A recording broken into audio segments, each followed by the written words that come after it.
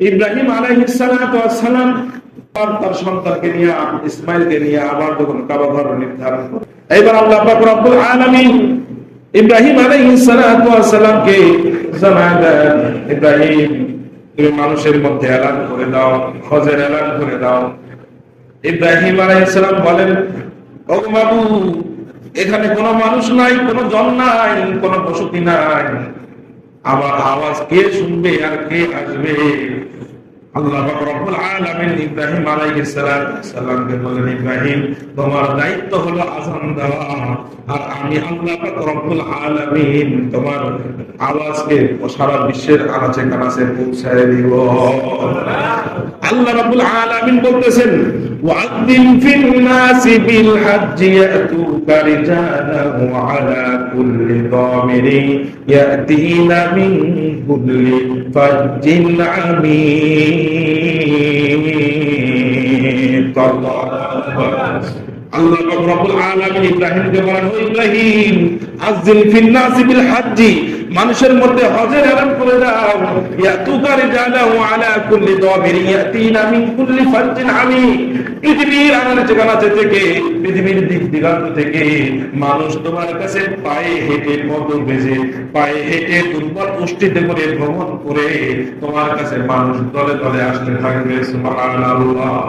তাফসীরের কিতাবের মধ্যে আসছে, ইব্রাহিম আলাইহিস সালাতু ওয়াস সালাম পাহাড়ের উপরে দাঁড়ায়া চারদিকে মুখ ঘুরায়া যখন এলানটা করে দিলেন, আল্লাহ পাক রব্বুল আলামিন এই এলানটাকে পুরো পৃথিবীর আনাচে কানাচে প্রত্যেকটা মানুষের কানে কানে এই আওয়াজকে পৌঁছায় দিয়েছেন। সুবহানাল্লাহ।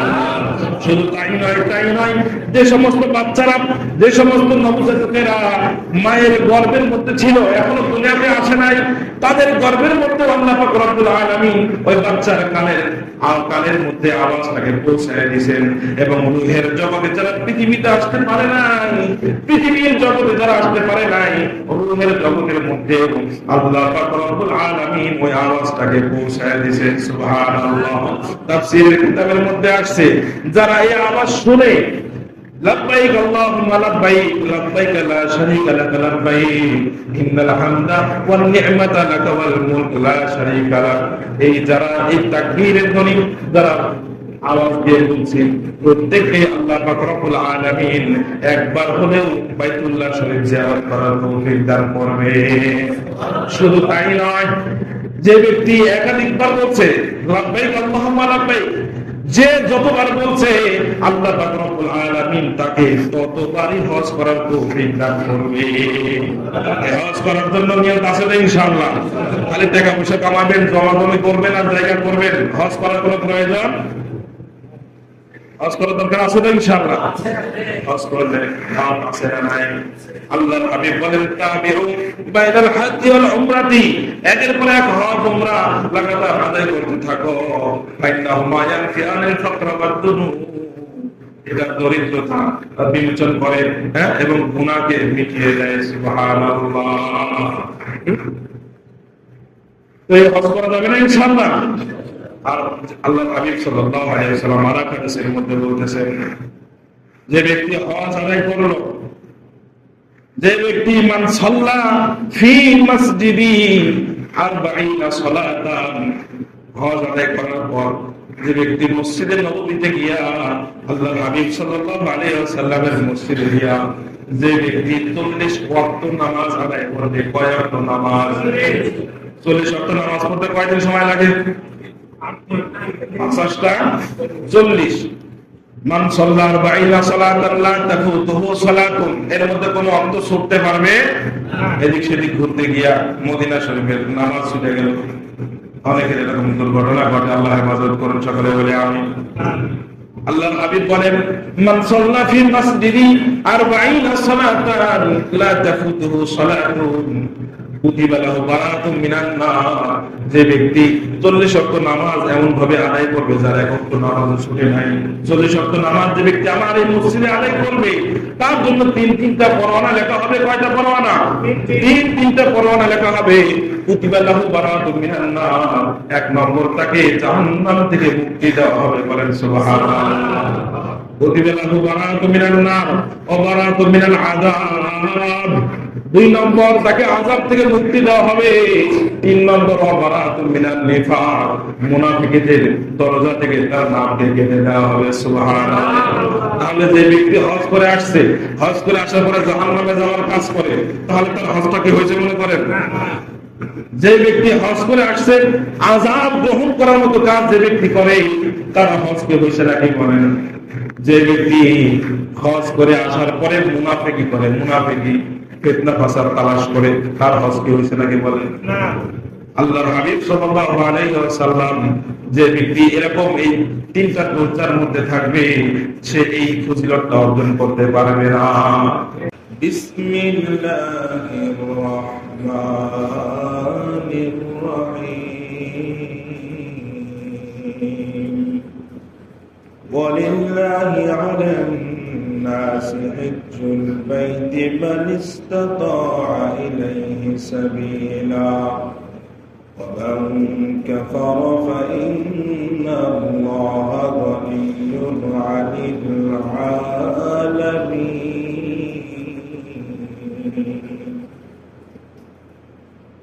إن الله فرض عليكم الحج فحجوا أو كما قال عليه الصلاة والسلام.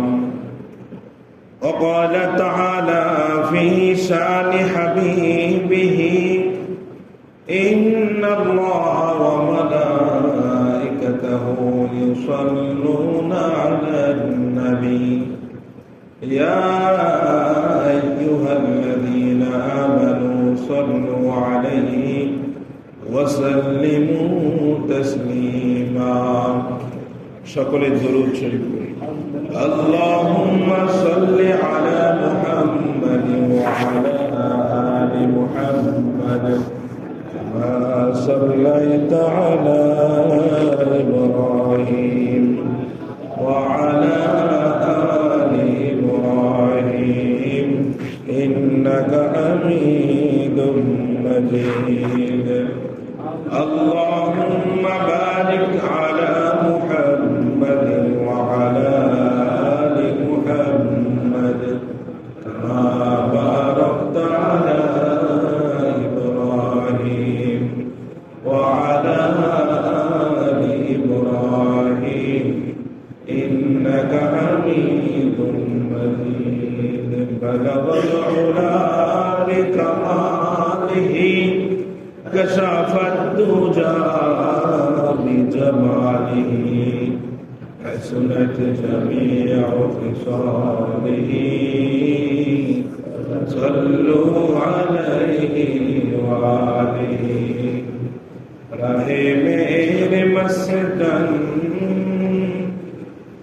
رہے میرے مسکن حوالی کعبہ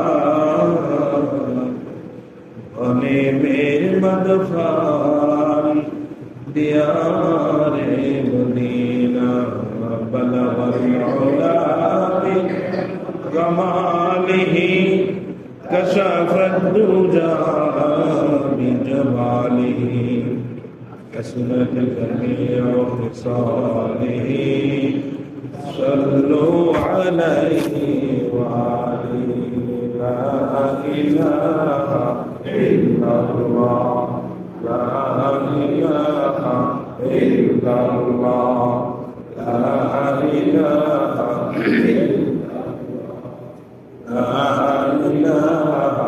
إلا الله.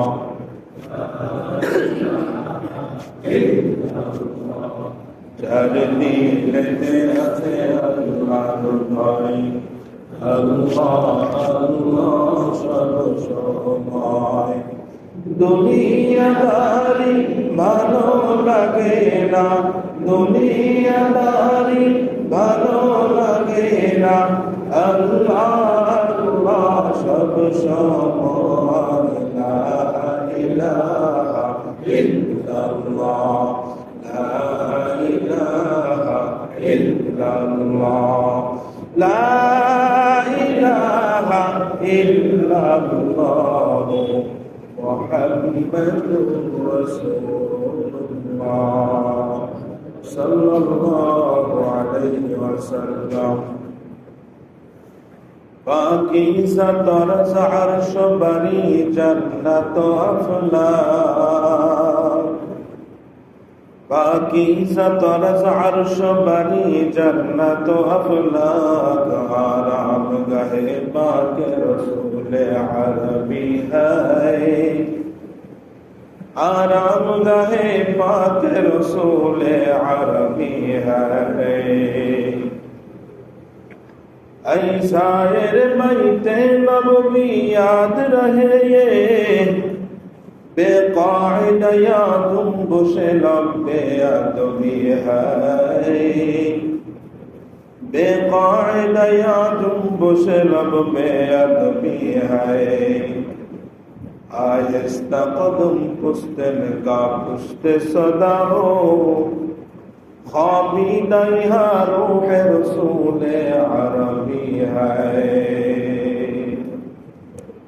रुखसार से बुर्का का जरा पर्दा उठा दो, लिल्लाह मुझे हुस्न खुदा दाद दिखा दो,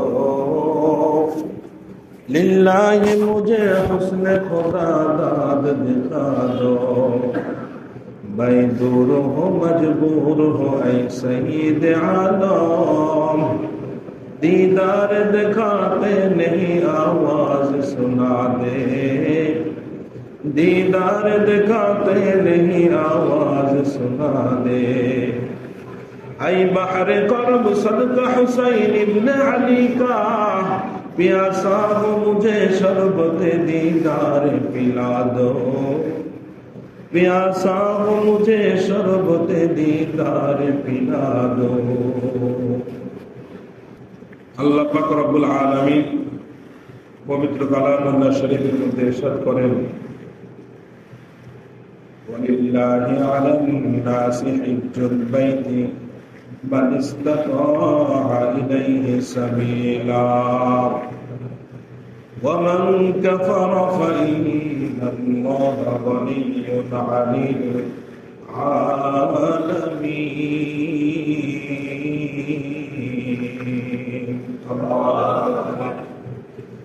আল্লাহ পাক রব্বুল আলামিন বিশ্ববাসীদেরকে জানায় দেন, ওয়ালিল্লাহি আলান নাসি হিজ্জুল বাইতি, আল্লাহর জন্য বাইতুল্লাহ শরীফের হজ করা মানুষের উপরে ফরজ, যার সেই জায়গায় পৌঁছার মতো সামর্থ্য আছে। ওয়ালিল্লাহি আলান নাসি, মানুষদের উপরে আল্লাহর জন্য আবশ্যক হলো সেখানে যাওয়া, হিজ্জুল বাইতি, বাইতুল্লাহ শরীফের হজ করা, মান ইসতাতা ইলাইহি সাবিলা, সেখানে পৌঁছার মতো যার সক্ষম আছে। ওমান কাফারা ফাইন্নাল্লাহা গনিয়্যুন আনিল আলামিন, আল্লাহ রাব্বুল আলামিন জানান, যে ব্যক্তি অস্বীকার করবে, অর্থাৎ সামর্থ্য থাকার পরেও যারা হজ করবে না, আল্লাহ বলেন ফাইন্নাল্লাহা গনিয়্যুন আনিল আলামিন, আল্লাহ পাক রব্বুল আলামিন জগৎবাসীর থেকে ধনী, আল্লাহ পাক রব্বুল আলামিন জগৎবাসীর কোনো মুখাপেক্ষী নয়, বলেন ঠিক কিনা? আল্লাহ পাক রব্বুল আলামিন তার হাবিবের মাধ্যমে হাদিসের মধ্যে জানায় দিয়েছেন, ইন্নাল্লাহা ফারাদা আলাইকুমুল হাজ্জা ফাহাজ্জু। আল্লাহর হাবিব সাল্লাল্লাহু আলাইহি ওয়াসাল্লাম বলেন, ইন্নাল্লাহা, নিশ্চয়ই আল্লাহ পাক রব্বুল আলামিন ফারাদা আলাইকুমুল হাজ্জা, তোমাদের উপরে হজকে ফরজ করেছেন, ফাহাজ্জু, তোমরা হজ করো। আল্লাহর হাবিব সাল্লাল্লাহু আলাইহি ওয়াসাল্লাম এই হাদিসের মধ্যে আমাদেরকে বলতেছেন যে আল্লাহ রাব্বুল আলামিন হজ ফরজ করেছেন। বোঝা যায় হজ হলো ফরজ, এর মধ্যে কোনো সন্দেহ নাই।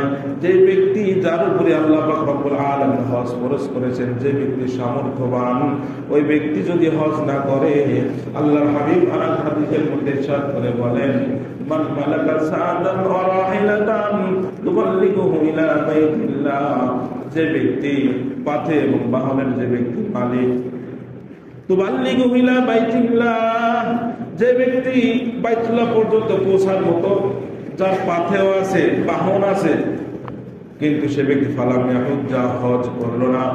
আল্লাহ রাসূল বলেন ফালা আলাইহি আইয়ামুতা ইয়াহুদিয়া ওয়ালা নাসরানিয়া, এই ব্যক্তি ইহুদি হয় মরুক, নাসারা হয় মরুক, এটা বড় কথা না। তাহলে বোঝা যায় যে ব্যক্তির উপরে হজ ফরজ, ওই ব্যক্তি যদি হজ না করে সে ইহুদি হয়ে মরার সম্ভাবনা আছে, ঠিক কিনা বলেন? ওই ব্যক্তি নাসারা হয়ে মরার সম্ভাবনা আছে, এটা বড় কথা না। মুসলমানের ঘরে জন্ম নিলেই কিন্তু শুধু মুসলমান হয় না, মুসলমান হইতে হইলে মুসলমানই করতে হয়। অর্থাৎ মুসলমান অর্থ হইল গর্দান অবনত করে দেওয়া, আনাবুত্তের সহিত গর্দান অবনত করে দেওয়া, ঠিক কিনা বলেন? আমরা মুসলমানই মানে বুঝি হলো খাতনা করা, এটার নাম মুসলমানি। মুসলমানি বুয়াদ গর্দান নিহাদান আইনানে খদ বদস্তে খাহেদান। মুসলমানই হলো আনাবুত্তের সহিত গর্দানকে অবনত করে দেওয়ার নামই হলো মুসলমান। আল্লাহর বিধিবিধানের সামনে নিজের কোনো কাজ চলবে না, আল্লাহর বিধিবিধানের সামনে কোনো অহংকার চলবে না, কোনো নিজের আত্মসম্বলিত চলবে না। আল্লাহর বিধানের সামনে আনুগত্যের সহিত গর্দানকে অবনত করে দেওয়ার নামই হলো কি মুসলমানি। কথা বুঝে আসছে নাকি ভাই?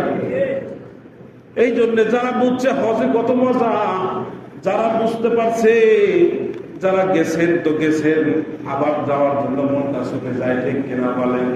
আর যারা যায় নাই তাদের মনের মধ্যে এটা আশা তো কম আছে যে আল্লাহ তৌফিক দিলে অবশ্যই হজ করতে যাবো, ঠিক কিনা বলেন? দোয়া করতে হবে কার কাছে? আল্লাহর কাছে দোয়া করলে আল্লাহ তাআলা সেই দোয়া করেন না, ফিরাই দেন না। আল্লাহ তাআলা বান্দার হাতকে খালি হাতে ফিরাই দিতে লজ্জাবোধ করে। ইন্নাল্লাহা ইয়াস্তাহি লা ইয়াস্তাহি, আল্লাহ তাআলা অবশ্যই লজ্জাবোধ করেন আইয়ারুদ্দাহুমা সিফরান, বান্দার দুই হাতকে খালি হাতে ফিরাই দিতে আল্লাহ তাআলা লজ্জাবোধ করে। এই জন্য আল্লাহ পাক রব্বুল আলামিনের কাছে দোয়া করতে হবে। একটা পিপিলিকা আল্লাহর কাছে দোয়া করছিল, মানে কত মানুষ তো তোমার হজ করতে যায়, আবার তো কত প্রাণীকুলের মধ্যে কত প্রাণীকুল তোমার ঘরের হজ করে, তোমার ঘর তওয়াফ করে। আল্লাহ মেহেরবানি করে তুমি আমাকেও তৌফিক দাও। পিঁপড়া আল্লাহর কাছে দোয়া করছে। পিঁপড়ার কথার খবর আল্লাহর কানে পৌঁছে কি পৌঁছে না? আওয়াজ করে বলেন, পিঁপড়ার কথা আল্লাহ তাআলা শোনেন কি শোনেন না? আল্লাহ পাক রব্বুল আলামিনের কাছে পিঁপড়া রাতের বেলা দোয়া করছে, আল্লাহ কত মাখলুকের মাধ্যমে তোমার ঘরকে তুমি তওয়াফ করায় নাও। আল্লাহ তোমার কাছে দোয়া জানাই, ফরিয়াদ জানাই, মেহেরবানি করে তুমি কোন একটা ব্যবস্থা করে দাও, আমার বড় আশা তোমার ঘরটা দিব। কে দোয়া করছে? পিঁপড়াকে আশরাফুল মাখলুকাত। আশরাফুল মাখলুকাত হলো কি? মানুষ। আল্লাহ রাব্বুল আলামিন পিঁপড়ার দোয়া কবুল করছেন, সুবহানাল্লাহ। পিঁপড়ার দোয়া কবুল হয়ে গেছে, জিবরিল আমিনকে পাঠায় দিলেন, যাও ওই অমুক দ্বীপের মধ্যে দেখো একটা কবুতর আছে, ওই কবুতরকে বলো পিঁপড়াটাকে পায়ে ধরে ওড়ায় নিয়ে যেন আমার ঘরটা তওয়াফ করে আবার নির্দিষ্ট স্থানে ফিরায় দেয়। জিবরিল আমিন পিঁপড়ার কাছে এসে বলে, পিঁপড়া তোমার দোয়া আল্লাহ পাক রব্বুল আলামিন কবুল করে নিয়েছেন, সুতরাং তুমি তৈরি হও। কবুতরকে নিয়ে আসছে, আনার পরে কবুতরের পাখনার মধ্যে সুন্দর ব্যবস্থাপনা করে দিয়েছেন। পিপিলিকা কবুতরের পাখনার মধ্যে ঢুকে গেছে যাতে রোগ বৃষ্টিতে কোনো কষ্ট না হয়। সুন্দরভাবে একজন প্যাসেঞ্জার কয়জন? আর বিমান কয়টা? একটা। বাংলাদেশে এরকম কেউ আছে যে ও একজন মানুষ একজন প্লেন নিয়ে খরচ করতে গেছে, এরকম ধনবিন আছে নাকি? আল্লাহ রাব্বুল আলামিন দোয়া কবুল করছেন পিপিলিকা। আল্লাহ পাক রব্বুল আলামিন একজন প্যাসেঞ্জারের জন্য একটা বিমান রেডি করে পাঠিয়ে দিয়েছেন। ওই পিপিলিকাকে কবুতর পায়ে করে নিয়ে আল্লাহ পাক রব্বুল আলামিনের ঘর তওয়াফ করাইছেন, সুবহানাল্লাহ। কিতাবের ঘটনা। আল্লাহ পাক রব্বুল আলামিন একটা পিপিলিকার দোয়া যদি কবুল করতে পারেন, আমরা হলাম আশরাফুল মাখলুকাত, আমরা হলাম আল্লাহ পাক রব্বুল আলামিনের সৃষ্টির শ্রেষ্ঠ সেরা জীব, তাহলে আমাদের দোয়া তো অবশ্যই আল্লাহ তাআলা কবুল করবেন, ঠিক কিনা বলেন? এই জন্য যাদের এখনো যাওয়া হয় না, আল্লাহর কাছে প্রতিনিয়ত কান্নাকাটি করা, দোয়া করা, মওলা তোমার ঘর তওয়াফ করব, টাকা পয়সা নাই কি হয়েছে, মনে তো আশা আছে। আল্লাহ পাক রব্বুল আলামিন এরকম হাজারো নজির দেখা দিয়েছেন। টাকা পয়সার প্রয়োজন হয় না। আল্লাহ বলেন তাসাওয়াদু, তোমরা পাথেয় সংগ্রহ করো, কিন্তু পাথেয় শ্রেষ্ঠ পাথেয় কি জানি? আল্লাহ পাক রব্বুল আলামিন বলেন তাসাওয়াদু ফাইন্না খায়রা যাদিত তাকওয়া, তোমাদের সর্বশ্রেষ্ঠ পাথেয় হলো আমি আল্লাহর তাকওয়া। তাকওয়া সিনার মধ্যে লালন করে আল্লাহর কাছে দোয়া করবা, আল্লাহ পাক রব্বুল আলামিন অবশ্যই তোমার দোয়াকে কবুল করে নেবেন, ফিরায় দিবেন না। এই জন্য আল্লাহর কাছে কি করা ভাই? আল্লাহর কাছে দোয়া করা, যেন আল্লাহ আমাদেরকে তৌফিক দান করেন। প্রকৃতপক্ষে যারা আল্লাহর আশিক, যেই ঘরটার দিকে সারা জীবন মুখ করে নামাজ পড়লাম, আমরা কোন দিকে মুখ করে নামাজ পড়ি? পশ্চিম দিকে। কেন মুখ করি? কেবলা শরীফ আমাদের বাইতুল্লাহ যেহেতু আমাদের দেশ থেকে পশ্চিম দিকে, এই জন্য আমরা পশ্চিম দিকে মুখ করে নামাজ পড়ি, ঠিক কিনা বলেন? মনের মধ্যে আসা এতদিন পর্যন্ত যে ঘরটার দিকে মুখ করে নামাজ আদায় করলাম, যে ঘরটার দিকে মুখ করে নামাজ পড়লাম, আজকে এতদিন পর্যন্ত সেই ঘরটাকে দেখতে পারলাম না। মনের মধ্যে আশা আছে না নাই? সেই ঘরটাকে আজও তো আমরা দেখতে পারলাম না, সেই ঘরটায় যাইতে পারলাম না। এরকম মনের মধ্যে জ্বালা পোড়া নিয়ে আল্লাহ রাব্বুল আলামিনের কাছে দোয়া করবেন। অবশ্যই আপনি গরিব হন আর ধনী হন, আপনি যে গোত্রের হন, যে বংশের হন, অবশ্যই আল্লাহ রাব্বুল আলামিন আপনার দোয়া কবুল করবে। আশা আর জ্বালা পোড়া তো থাকতে হবে, কি বলেন? আল্লামা জামি রহমাতুল্লাহি আলাইহি বহুত বড় একজন আরবি সাহিত্যিক, বহুত বড় একজন আল্লাহওয়ালা, জমানার শ্রেষ্ঠ একজন কবিও ছিলেন তিনি। আল্লাহর হাবিব সাল্লাল্লাহু আলাইহি ওয়াসাল্লামের শানে এমন এমন কিছু কবিতা রচনা করেছেন। মক্কা শরীফের হজ আদায় করার পর তিনি নিয়ত করছেন আল্লাহর হাবিব সাল্লাল্লাহু আলাইহি ওয়াসাল্লামের রওজা মুবারক জিয়ারত করে আসে। বাইতুল্লাহ শরীফ জিয়ারত করতে গেছে, কিন্তু আল্লাহ রাসূলের রওজা জিয়ারত করেন না এমন কোন হাজি পাবেন? কথা বলে না। কিন্তু হজের ফরজ ওয়াজিবের মধ্যে তার বাইতুল্লাহ জিয়ারত করা নাই, ঠিক কিনা বলেন? হ্যাঁ। কিন্তু যে ব্যক্তি রাসূল করিম সাল্লাল্লাহু আলাইহি ওয়াসাল্লামের আশিক, খাঁটি আশিক, ওই ব্যক্তি কখনো রাসূলের রওজা মুবারক জিয়ারত না করে দেশে ফিরবে না, ঠিক কিনা বলে? আল্লামা জামি রহমাতুল্লাহি আলাইহি দেওয়ানা হয়ে গেছে। হজ আদায় করার পর মক্কাতে বসে তিনি 40টা কবিতা আবৃত্তি করছে। যে কবিতার কিছু অংশ আমি আপনাদের বয়ানের শুরুতে তেলাওয়াত করছি। আল্লামা জামি কবিতাগুলো নিয়ে মনের মধ্যে আশা করছে, আমি রাসূল করিম সাল্লাল্লাহু আলাইহি ওয়াসাল্লামের রওজার সামনে দাঁড়াইয়া সেই কবিতাগুলো আমি আবৃত্তি করব। মনের মধ্যে আশা, সুন্দর হৃদয়ের নিংড়ানো ভালোবাসা দিয়া, সুন্দর সুন্দর শব্দ দিয়া, ছন্দ দিয়া কবিতাগুলোকে সে আবৃত্তি করছে। আল্লাহর হাবিব সাল্লাল্লাহু আলাইহি ওয়াসাল্লাম স্বপ্নের মাধ্যমে বাদশাকে জানায় দিয়েছেন, একজন ব্যক্তি অমুক অমুক রঙের অমুক অমুক নামের একজন ব্যক্তি আমার রওজা জিয়ারত করতে আসতেছে, তাকে কখনো আসতে দিও না। বাদশা খোঁজ খবর নিয়ে দেখলেন যে হ্যাঁ অমুক একজন ব্যক্তি আসতেছে, তাকে সাথে সাথে ফিরায় দেওয়া হলো। ওই আল্লামা জামি রহমাতুল্লাহি আলাইহি তিনি রাসূলের রওজার কাছে যাইতে পারলেন না, ফিরে আসলেন। আবার দ্বিতীয়বার চেষ্টা করলেন আরেক কাফেলার মাধ্যমে লুকায় যাওয়ার জন্য।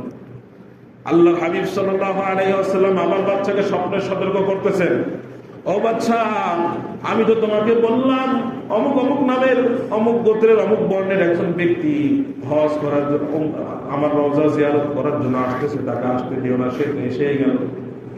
আবার বাদশা সকালবেলা প্রহরী নিযুক্ত করছে, দেখে সত্যি তো এমন একজন ব্যক্তি যাকে ফিরাই দেওয়া হলো, সেটা আবার আসতেছে, তাকে আবার ফিরাই দেওয়া হলো। খবরদার, তুমি এখানে রাসূলের রওজা জিয়ারত করতে পারবা না, তোমাকে আসতে দেওয়া নিষেধ। ব্যক্তি ফিরে গেল, ফিরে দেওয়া হলো। ব্যক্তি তৃতীয়বার আবার অ্যাপ্লাই করতেছে, আবার চেষ্টা করতেছে যাওয়ার জন্য। আল্লাহর হাবিব সাল্লাল্লাহু আলাইহি ওয়াসাল্লাম শব্দের মাধ্যমে আবার জানায় দিলেন, সাবধান, দেখুন কিন্তু আবার এসেই গেল, তাড়াতাড়ি তাকে বাধা দাও। বাদশা এবার বিরক্ত হয়ে ওই ব্যক্তিকে আটক করে রেখে দিলেন। আল্লাহর হাবিব সাল্লাল্লাহু আলাইহি ওয়াসাল্লাম স্বপ্নে আবার জানায় দিলেন, বাদশা, আমি তো তোমাকে ওই ব্যক্তিকে মাত্র ফিরাই দিতে বলছি, ওই ব্যক্তিকে আমি তোমার কাছে আসতে তোমাকে জেলখানায় আটকাইতে বলি নাই। আমি তাকে এই জন্য আসতে বারণ করি নাই যে সে আমার দুশমন, আল্লাহর দুশমন, এই জন্য নয়, বরং সে আমার শানে এমন এমন কিছু কবিতা আবৃত্তি করছে, এমন এমন কিছু কবিতা আবৃত্তি করছে, আমি মুহাম্মদ রাসূলুল্লাহ রওজার সামনে আয়েশা দাঁড়াইয়া যদি এই ব্যক্তি এই কবিতাগুলো রচনা করে, আমি মুহাম্মদ রাসূলুল্লাহর জন্য ওয়াজিব হয়ে যাবে কবর থেকে রওজা থেকে বের হয়ে তার সাথে মুসাফা করা। সুবহানাল্লাহ। কবিতা আবৃত্তি করছে, কি কি তার কিছু অর্থ শোনেন। ওগো আল্লাহর হাবিব, আপনি উম্মতের মধ্যে ভালোবাসার বাতি জ্বালাইয়া, মহব্বতের আগুন জ্বালাইয়া আপনি রওজার মধ্যে শুয়ে আছেন, আর আপনার প্রেমিক আপনার ভালোবাসায় ছটফট ছটফট করতেছে। একটু মেহেরবানি করে রওজা থেকে বের হয়ে আসেন, একটু আপনাকে দেখতে চায়।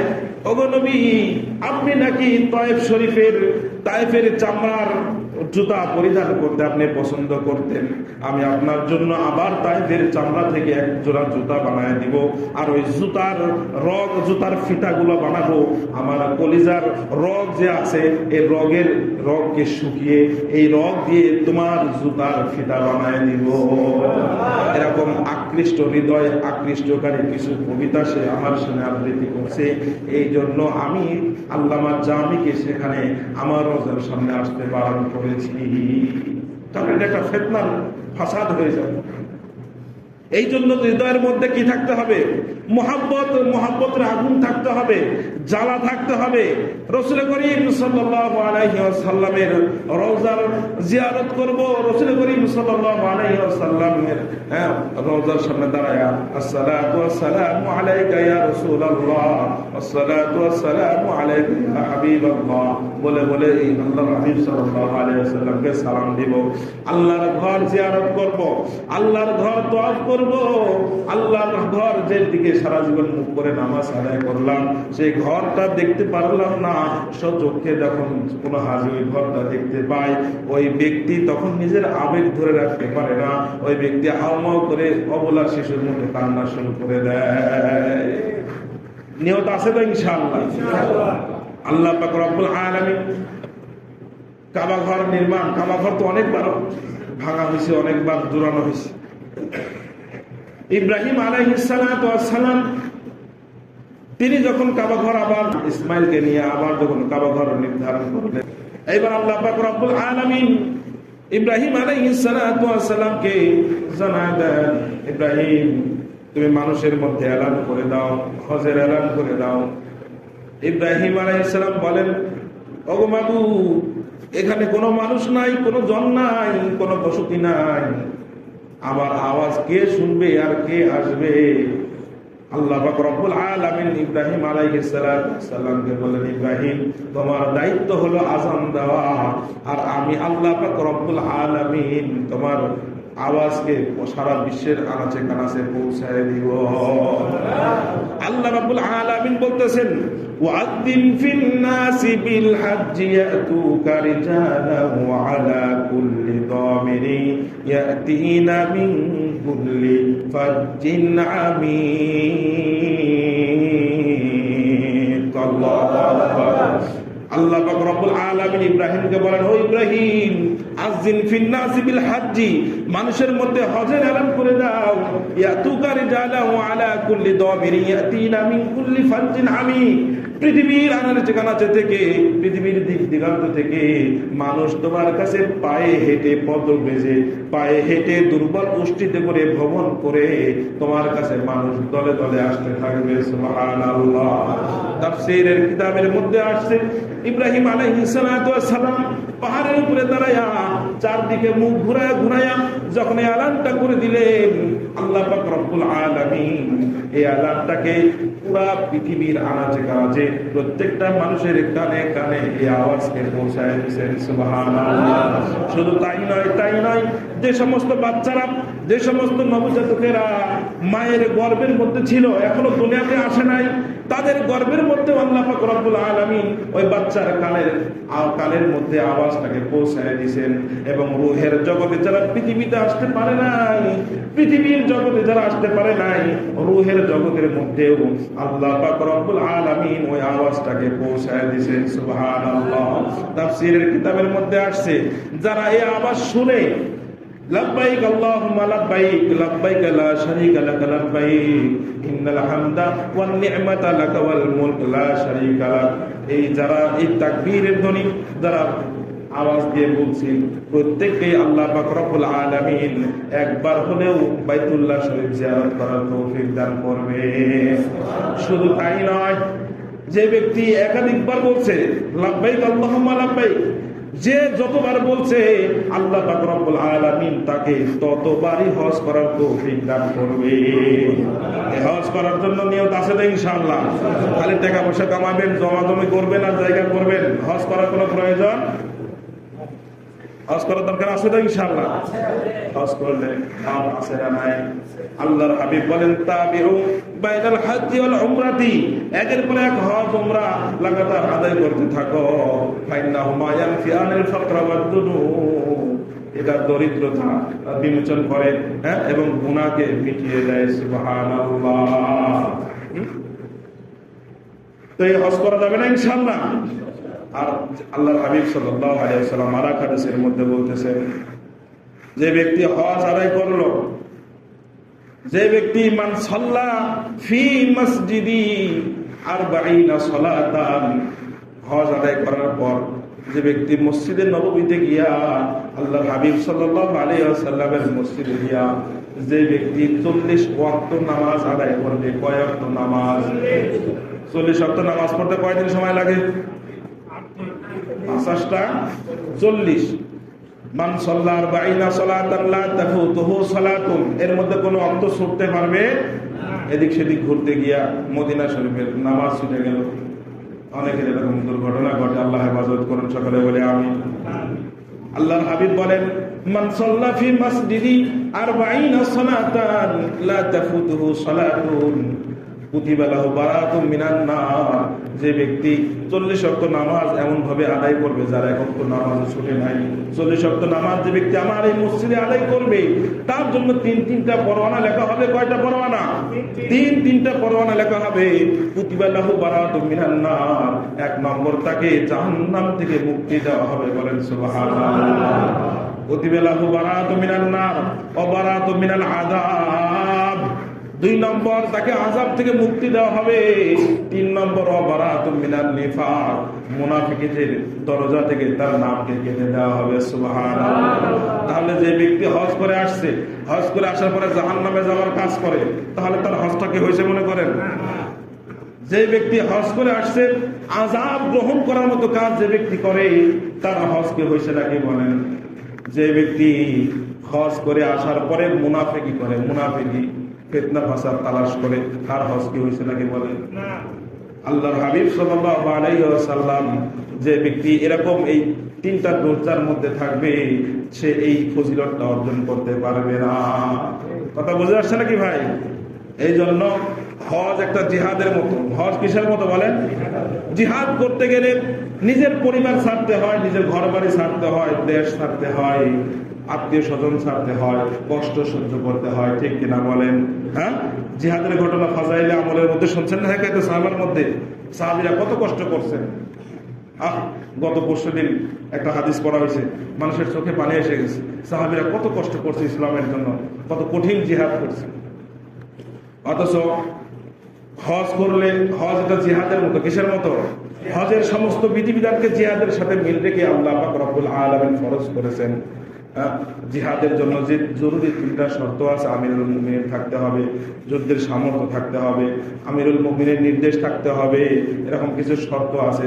এই শর্ত না পাওয়ার কারণে কিন্তু জিহাদ করা যায় না। বুঝতে পারছেন? শর্ত পাওয়া গেলে অবশ্যই জিহাদ এটা ফরজ ইবাদত। কিন্তু যে ব্যক্তিকে আল্লাহ পাক রব্বুল আলামিন হজ করার তৌফিক দান করছেন, হজ করতে যাওয়ার সময় নিজের ঘর বাড়ি ছাড়া লাগে কি লাগে না? নিজের পরিবার পরিজন ছাড়া লাগে কি লাগে না? কষ্ট সহ্য করতে হয় কি হয় না? হজ করতে গেলে কষ্ট হয়, টাকা পয়সা ব্যয় হয়, বিভিন্ন জায়গায় অবস্থান করতে হয়, রাত্রি যাপন করতে হয়, আরামায়েশ করা যায় না। হজে গিয়ে আপনি মাথা চুলকাইবেন, মাথা খাওয়াইবেন, চুল খসে পড়লেই জরিমানা। চুল খসে গেলে কি মুখ ঢাকবেন, ঢাকার সুযোগ নাই, আছে নাকি? মাথায় টুপি দেওয়া যায় হজ করতে গিয়ে? আরে যারা জানে তারা তো জানেন না, যারা গেছেন তারা তো জানেন নাকি বলেন? তো হজ করতে গেলে কষ্ট আছে না নাই? আল্লাহর হাবিব সাল্লাল্লাহু আলাইহি ওয়াসাল্লাম বলেন, আল হাজ্জু আল হাজ্জু, হজ হলো একটা কষ্টকর ইবাদত। হজ করতে শারীরিক শক্তি লাগে, বুঝাচ্ছে নাকি? কিন্তু যতই কষ্ট হোক, যতই মুজাহাদা হোক, সওয়াব দিবেন কে? আল্লাহ পাক রব্বুল আলামিন বান্দাকে কষ্টের বিনিময়ে সওয়াব দান করেন, ধৈর্য ধারণ করার বিনিময়ে আবার সওয়াব দেন। কষ্ট দেন আল্লাহ, কষ্টের ভিতরে সবর করলে সওয়াব দেন, আবার ধৈর্য ধারণ করলে আবার কি দেন? সওয়াব দেন। ধৈর্য ধারণ করার পরে আবার সুখের সময় আসলে আবার শুকরিয়া ইন্না লিল্লাহ আদায় করলে বা আলহামদুলিল্লাহ বলে আবার আল্লাহ তাআলা পাটে পাটে আল্লাহ তাআলা কি দেন? বান্দাকে সওয়াব দান করেন। একটা উদাহরণ শুনলে বুঝবেন, উদাহরণটা বলে শেষ করে দিচ্ছি। উদাহরণটা হলো বাদশা হারুনুর রশিদ। বাদশা কি? হারুনুর রশিদ। সে রাস্তা দিয়ে যাইতেছিল, দেখে এক বৃদ্ধ মানুষ সে খেজুর গাছ রোপণ করতেছে। কি গাছ? খেজুর গাছ না, খেজুর গাছের বীচি লাগাইতেছে। তো বাদশা বলে, দেখছো ওই বুড়া লোকটা কি বোকা, সে খেজুর গাছের বীচি লাগাচ্ছে, খেজুর গাছ হবে কবে, খাবে কবে? বুড়া মানুষ। খেজুর গাছকে লাগানোর সাথে সাথে 20 দিনের মধ্যে শাকের মতো কি কাটান লাগে নাকি? ওটা সময় লাগে কি লাগে না? অনেক সময় লাগে। তো বাদশা হারুনুর রশিদ বলতেছে, রে বুড়া, তুমি তো বোকা মানুষ, তুমি এরকম ভাবে বীজ বপন করতেছো, তুমি কি এটা খাইতে পারবা নাকি? তখন বুড়া এমন একটা জবাব দিছে, বুড়া বলতেছেন, যদি আমরা বুড়া মানুষ যারা আছে, আমরা যদি শুধু নিজেরাই খাবার চিন্তা করতাম, তাহলে তোমার মতো বাচ্চারা পরবর্তী প্রজন্মরা কোনোদিন খেজুর খাইতে পারত না। বাচ্চা বলে, হ্যাঁ কথা ঠিক। বাচ্চা কি বলে? বাচ্চার রীতি ছিল কথা, বাচ্চা যদি বলে হ্যাঁ ঠিক, তাহলে 100 দিরহাম তাকে কি দিতে হয়তো হাদিয়া দিতে হইতো। তো বাচ্চা যে বলছে হ্যাঁ ঠিক, তখন সাথে সাথে 100 দিরহাম হাদিয়া বুড়াকে দেওয়ার ঘোষণা দিলাই। বুড়াকে 100 দিরহাম ঘোষণা দিয়ে গেল। বলে ঠিক আছে। বাদশা 100 দিরহাম হাদিয়া দিয়ে যখন চলে যাচ্ছে, পিছন থেকে বুড়া আবার ডাক দিছে, ভাই বাচ্চা দাঁড়ান, কথা আছে। কি কথা? বলে, দেখছেন মানুষ খেজুর লাগায়া কত বছর অপেক্ষা করার পর তারপরে হলো খেজুরের ফল খাইতে পারে, আর আমি বিসিকে বলে লাগানোর সাথে সাথে ফল খেয়ে ফেললাম। বাচ্চা বলে, হ্যাঁ কথা ঠিক। কথা ঠিক না? ঠিক বলেন। তো বাচ্চা আবার কি করছে? 100 দিরহাম আবার দিচ্ছে। পরে বাচ্চা আবার রওনা করছে, চলে যাবে। আবার ডাক দিছে, বাচ্চা দাঁড়ান, কথা আছে। বলে, কি কথা? বলে, মানুষে গাছ লাগায়া বছরে ফল পায় কয়বার? একবার। আর আমি বছরে ফল একবার, বিচি লাগানোর সাথে সাথে ফল পাইলাম 2 বার। বাচ্চা বলে, হ্যাঁ কথা ঠিক। তখন দেখছে আবার তাকে কি দেওয়া লাগছে? 100 দিরহাম দেওয়া লাগছে। বাচ্চার সাথে যে আসছে সে চিন্তা করলো যে বাচ্চাকে যদি বুড়ার কাছে আরো কিছু সময় রাখি, তাহলে বাচ্চার সমস্ত অর্থ সম্পদ সব কি হয়ে যাবে? শেষ হয়ে যাবে। তাড়াতাড়ি বাচ্চা ওই বুড়াকে এখান থেকে, বুড়া কাছ থেকে নিয়ে ভাইকে পালাই গেছে।